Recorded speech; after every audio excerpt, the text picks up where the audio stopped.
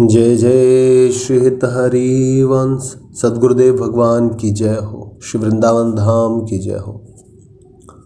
श्री हित लाल स्वामी जी महाराज जी का चरित्र बहुत ही अद्भुत चरित्र है और संतों पर बड़ा ही कृपा करने वाला चरित्र है। जो इन चरित्रों का श्रवण कथन करता है उनकी प्रभु के श्री चरणों में प्रीति और संतों के श्री चरणों में प्रीति प्रगाढ़ बनती है। गुरुदेव भगवान कहते हैं कि संत चरित्र मन की मलिनता को धो देते हैं। कोई 400 वर्ष पूर्व की बात है। गोस्वामी श्री हरिवंश चंद्र जी के तृतीय पुत्र श्री गोपीनाथ जी महाराज देववन सहारनपुर में विराजमान थे। इन्हीं आचार्य कुल कमल दिवाकर के संग में अनेकों जीवों ने अपने जीवन को सफल बनाया था और उनकी कृपा जो उनकी शरण में गया उनके ऊपर अनन्य हुई और प्रभु के अनन्य भक्त हुए जो उनकी शरण में गया। उनमें से एक लाल स्वामी जी भी थे। लाल स्वामी जी का जन्म हर्षापुर गांव में ब्राह्मण वंश में हुआ था, किंतु देखने से ये क्षत्रिय जान पड़ते थे। ये अपने पास एक बाज रखते थे और शिकार किया करते थे। लालदास जी व्यवहार में तो बड़े कुशल थे, पर परमार्थ के नाम पर कोरे थे, साफ थे। एक दिन ये किसी कार्यवश देववन आए और किसी कारणवश वहाँ 3 घंटे के लिए ठहरे भी। इसी बीच श्री राधा रंगीलाल जी श्री गोपीनाथ गोस्वामी के इष्ट देव की श्रृंगार आरती का समय आ गया था। गुरुदेव भगवान कहते हैं प्रभु की कृपा कब और किस पर किस समय हो जाए ये कोई नहीं जानता। ये वही दीनदयाल भक्त वत्सल दयानिधि करुणा सिंधु वही जानते हैं और जिसको एक बार वो अपना मान लेते हैं तो कभी छोड़ते नहीं। ऐसी ही स्थिति महाराज जी के साथ भी हुई होगी। सुनते हैं आगे। मंदिर का टकोरा यानी कि घंटे की ध्वनि सुनकर सब नर नारी प्रभु के दर्शनों को चल पड़े। वहाँ का एक नियम था।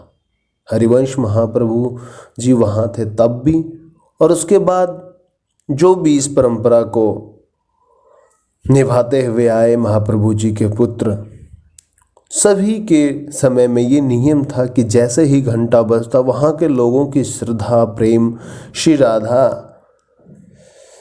रंगीलाल जी के स्वरूप को देखने के लिए उनकी आरती करने की एक अद्भुत सी लालाट रहती थी।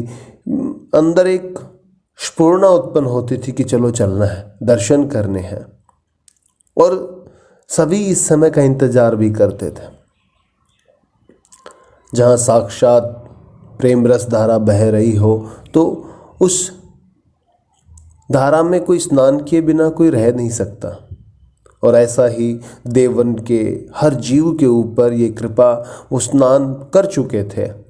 उस प्रेम रूपी गंगा में, उस भक्ति रूपी गंगा में सबका स्नान हो चुका था, सब पर कृपा हो चुकी थी। साक्षात श्री हरिवंश महाप्रभु जी भगवान स्वरूप और स्थान पर उस देवभूमि पर उस देववन में अपना जीवन उन्हीं लोगों को कृतार्थ करने के लिए कुछ समय के लिए बिताए थे।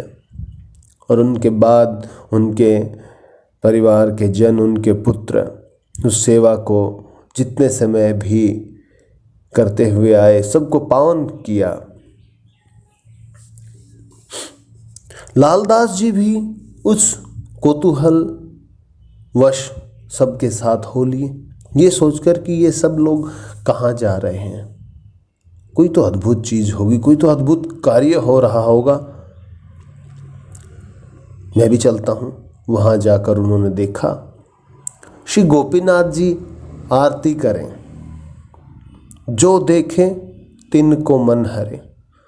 श्री गोपीनाथ जी आरती करें, जो देखे तिनको मन हरे। गोस्वामी जी के पुनीत दर्शनों ने लालदास जी का मन चुरा लिया। लालदास को मन हर लयो, देखी स्वरूप चित्र शोभयो। जब सब लोग आरती करके लौटे तब इनके साथियों ने इन्हें भी चलने को कहा। लालदास जी चलिए, क्या सोच रहे हैं? परंतु लालदास जी पर तो कारण करुणामय की निहेतु की कृपा की वर्षा हो चुकी थी। कहा न, जो भी इस प्रेम रूपी वर्षा, भक्ति रूपी वर्षा में स्नान किया जिसने भी, वो वहीं का हो लिया, उन्हीं का हो लिया। उसी के ऊपर अहेतु की कृपा हुई। उनके पूर्व संस्कारों के सुकृत सुयोग से उन्हें श्री ठाकुर जी अपनी ओर आकर्षित कर रहे थे। अतः वे बोले, अति सुगंध हरिवंश तन, मलया गिरी को बूट। लाल दास दृढ़ गही रहो, या मंदिर को खूट।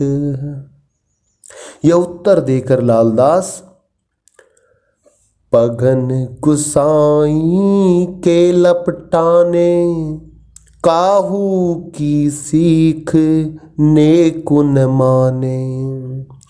देखी स्वरूप भक्ति उर आई, पिछली अपनी कुमति सुनाई। इतनी सरलता, इनकी सरलता और अनुनय विनय से प्रसन्न होकर श्री गोपीनाथ जी महाराज ने इनको मंत्र दीक्षा दे दी। ये कृत हो गए। महाराज जी ने श्री गोपीनाथ जी को अपने जीवन के बारे में पूरा वर्णन सुना दिया। मैं ऐसा हूँ, मैं ऐसा हूँ, मैंने ये किया, मैंने वो किया, और निरंतर अश्रुधारा बहती रही। और श्री गोपीनाथ जी लालदास जी के ऊपर मानो स्नेह रूपी कृपा करते रहे। उनके नेत्रों से मानो दिखाई ना दे रही हो, लेकिन एक अद्भुत प्रेम जो उनकी दृष्टि से लालदास जी पर पड़ रहा था, वो बताने योग्य नहीं और ना ही बताने में सक्षम है। और उसी प्रेम से लालदास जी कृतकृत्य हो गए। अब लालदास जी देववन में श्री गुरुदेव के पास ही रहने लगे और उनके बताए हुए उपक्रम से भजन भावना करने लगे। उसी मार्ग पर चलने लगे। जो जो बताया वो जीवन में उतारते चले गए। मानो शरीर से ममता रही नहीं हो, सिर्फ और सिर्फ गुरुदेव भगवान के वचन, उनके आदेश, उनका उपदेश, वही जीवन में रह गया था। इन्होंने ममता मोह सब छोड़ दिया और तन मन धन सब प्रभु को अर्पण कर दिया, श्री सद्गुरुदेव भगवान को अर्पण कर दिया। जैसा कि श्री भगवत मुदित जी ने इनके विषय में लिखा है, ममता मोह सब तज दीनो, तन मन धन सब अर्पण कीनो। संतन को निज बेस बनायो, पहिलो सब आचरण बहायो। हरि गुरु सेवा सो चित लायो, तब सो स्वामी आप कहायो।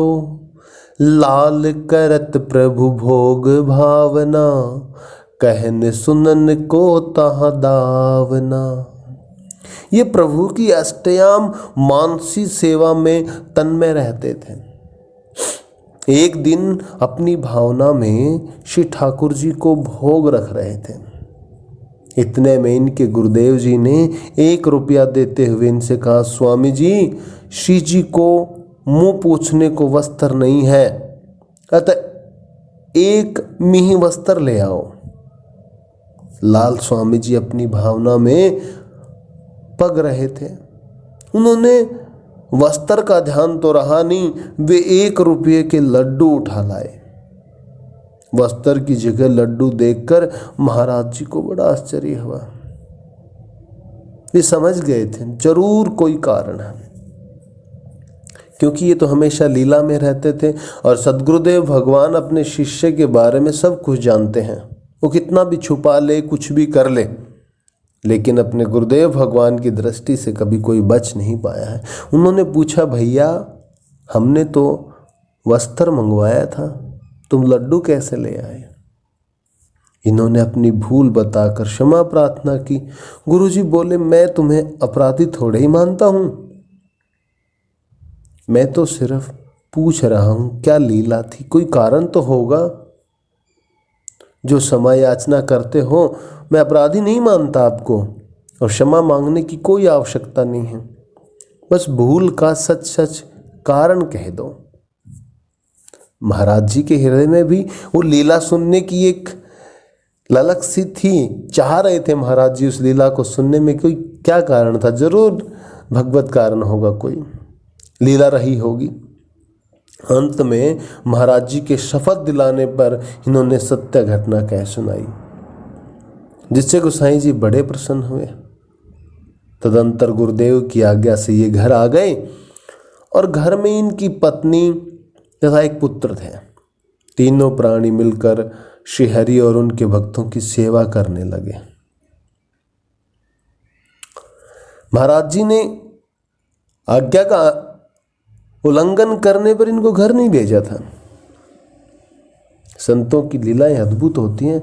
रहा होगा कोई कारण जो हमें आगे पता चलेगा, और ऐसा ही कुछ कारण रहा होगा, क्योंकि भगवान अपने भक्तों को इस संसार में प्रसिद्ध करने के लिए कोई ना कोई लीला जरूर करते हैं, क्योंकि संत लोक कल्याण के लिए होते हैं, भगवत स्वरूप होते हैं। वो लोक कल्याण के लिए आते हैं। साक्षात भगवान ही संत के रूप में प्रकट होते हैं। संत बनना इतना आसान नहीं है। इन लाल स्वामी जी के विषय में चाचा श्री वृंदावन दास जी भी कहते हैं,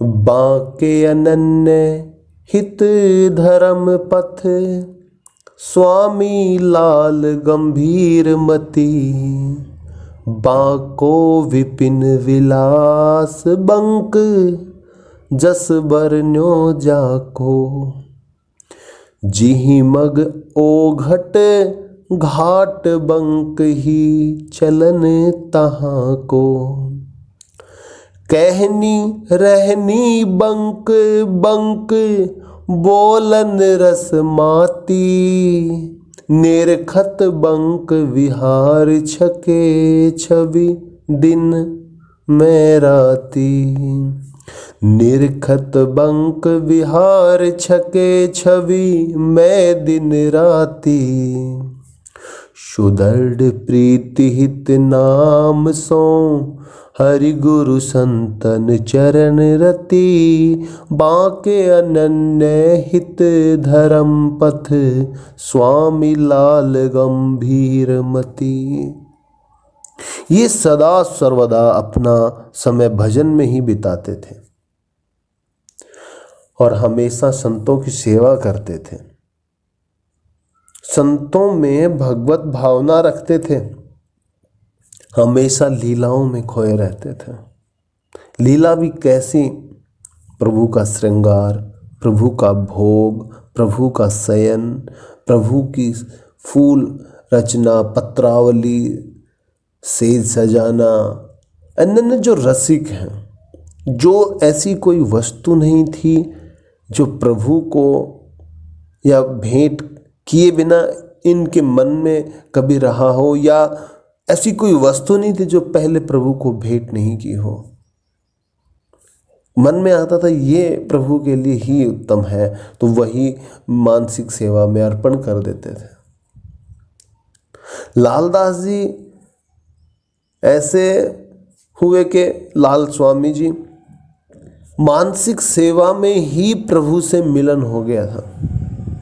प्रिया प्रीतम का दर्शन कर लेते थे और वो काल्पनिक नहीं होता था या ऐसे सोचा कि मानसिक है ये ऐसी होगा, नहीं। अगर वो वहाँ प्रिया जी के चरण कमलों में लाल स्वामी जी सेवा कर रहे हैं तो चरण कमल की सेवा हो जाती थी। पत्रावली अलता लगाते, नूपुर पहनाते, फिर जो माताएं पहनती हैं ना सोने चांदी की उंगलियों में, वो पहन, इत्र लगाते नख पर। प्रिया जी के चरण कमलों को लाडली जी इनके हस्त कमल पर रख देती थी, कृपा कर देती थी। ये अपने हाथों से नुपुर सेवा करते थे और कभी चामर झुलाते, कभी पंखा झुलाते, कभी पद गाते। और लाडली जी लाल जी अनन्य जो कृपा करते ना, वो बिल्कुल ऐसे होती कि जैसी सहचरियों पर होती है वैसी। और बैठे बैठे हाथों में चरण कमल की सेवा और पद गुनगुनाते रहते, प्यारी जी की प्रशंसा करते रहते। और लाडली जी बीच बीच में लाल जी महाराज जी की तरफ निहारती और फिर लाल स्वामी जी की तरफ देखती और मंद मंद मुस्कुराती। बहुत प्यारी सखी है, सहचरी है, मेरी भक्त हैं। ऐसे भक्त युगों युगों के बाद मिलते हैं और वो भी भगवत कृपा से ही, भगवत स्वरूप में। वो भगवान ही उस स्वरूप में आकर के अपने ही स्वरूप का आनंद उठाते हैं और लोक कल्याण कर जाते हैं। जो जो इन चरित्रों का श्रवण कथन करता वो भी पावन हो जाता है और साक्षात उनको भी प्रिया जी की वो लीलाएं स्फुरित होने लगती हैं। जो मन लगाकर ध्यान से इन चरित्रों में खो जाता है, सुनता है, श्रवण कथन करता है। भोग पवाते तो बैठ जाते और लाडली जी को कहते, लाडली जी पाओ, भोग लगाओ। अपने कर कमल से लाडली जी को, लाल जी महाराज को पवाते। ये वस्तु, ऐसा भोजन, ये बहुत स्वादिष्ट होगा तो प्यारी जी के लिए, लाल जी के लिए यही भोग बनाऊं। वही कभी हलवा मूंग का, कभी गाजर का हलवा, जो इनके मन को भाता ना, कि प्रेरणा हो जाती, वही भोग बना देते। खुद सेवा करते थे क्योंकि हरिवंश महाप्रभु जी की एक पद्धति, जो नियम था, उसी नियम पर चलते हुए आ रहे थे।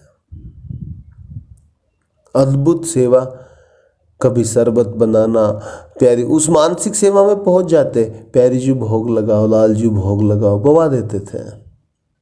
दूध का भोग बहुत गाढ़ा दूध कर लेते थे, उनमें पंचतत्व मिला करके, पका करके खूब दूध को और मीठा करके, और फिर चिलौंजी, काजू, बादाम, किशमिश डाल करके बिल्कुल एक रबड़ी की तरह, और वो प्रिया प्रीतम को भोग पवाते लगाते थे। दिन भर उसी सेवा में मगन रहते थे। क्या पवाऊं, नहीं अभी भी सेवा पूरी नहीं हुई है। इनके मन की भावना यही रहती थी हमेशा। कभी संत की या भक्त की अपने प्रभु से कभी दृष्टि हटनी चाहिए नहीं है और ना ही वो उनसे दूर होना चाहते। लेकिन प्रभु की जैसी लीला, जैसी इच्छा उनको जहाँ रखे वहाँ रहते हैं। और कभी भी कोई मांगने की कामना नहीं रहती संत के हृदय में। हमेशा यही रहते थे, जो भी हो बस लाडली जी, जो आपकी इच्छा होना मेरे जीवन में वही हो बस। मैं मांगूँ तो कुछ देना मत, मैं चाहूँ तो भी मत देना। मैं सुख की कामना करूँ तो नरक देना, सुख की कामना करूँ तो दुख देना, और शवरक की कामना करूं तो नरक देना।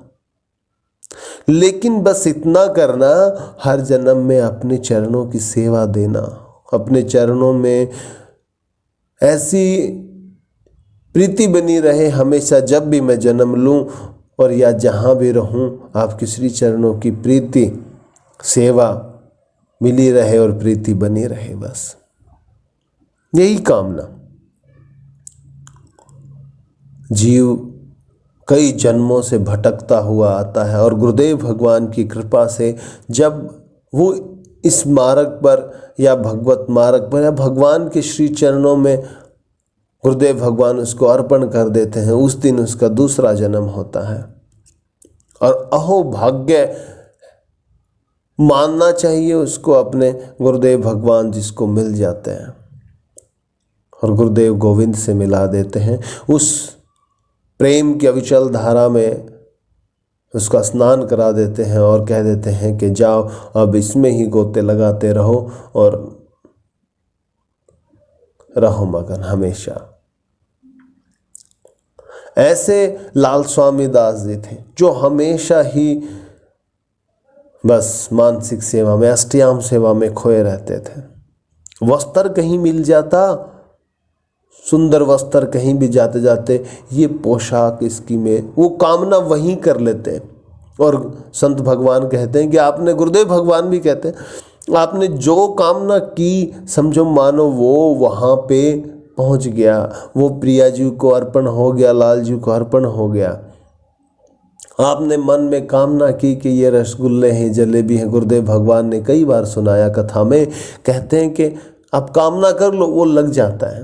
ऐसे ही लाल स्वामी दास जी थे, बस वो जैसी भावना हो जाती उस भावना में खो जाते थे और वही प्रभु को, लाडली जी को अर्पण कर देते। ऐसा मेरी प्यारी जी का मुकुट होना चाहिए, ऐसा लाल जी का मुकुट होना चाहिए, ऐसे मोती होने चाहिए। मानसिक सेवा में पहुंच करके और अर्पण करके श्रृंगार करके आ जाते थे और वो साक्षात ही हो जाता था। ऐसी कृपा थी लाडली लाल जी की। इनकी सबसे बड़ी बात क्या थी वो सुनो।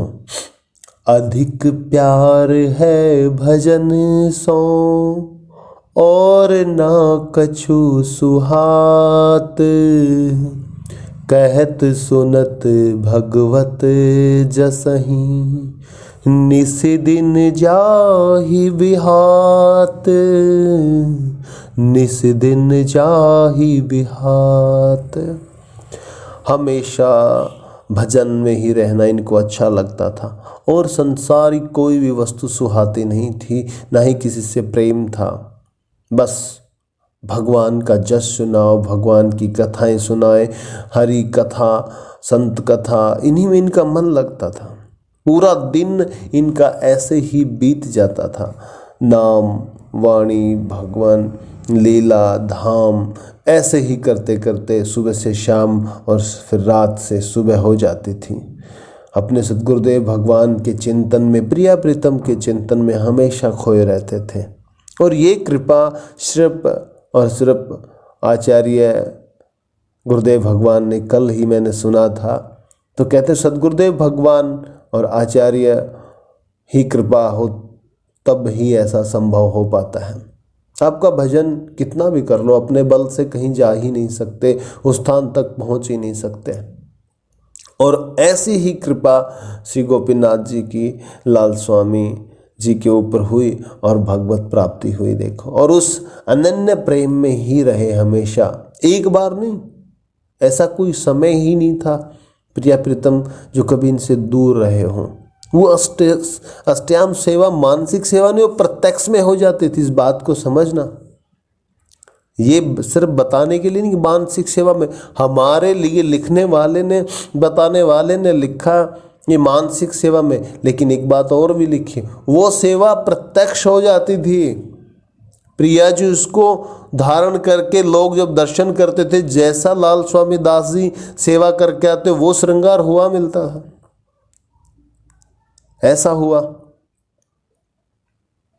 और महाराज जी भी कई बार बता चुके हैं, आप सिर्फ भोग, आपके पास मिश्री है तो कोई बात नहीं, लेकिन अपने भाव में कमी क्यों छोड़ो। एक कटोरी माखन की, मोतीचूर के लड्डू हो, दूध मलाई हो, रबड़ी हो, इमरती हो, पेड़ा हो, बस लगाओ भोग। आपकी भावना वो जो साक्षात जो आप रख रहे हो ना, वो मायने नहीं रखता। मायने रखता है कि आपका जो भाव है वो आप कैसे पवा रहे हो। आप मन से जो पवा दिया वो भगवान अर्पण कर लेते हैं। सद्गुरुदेव भगवान ही ऐसा कहते हैं। जय जय श्री हित हरि वंश।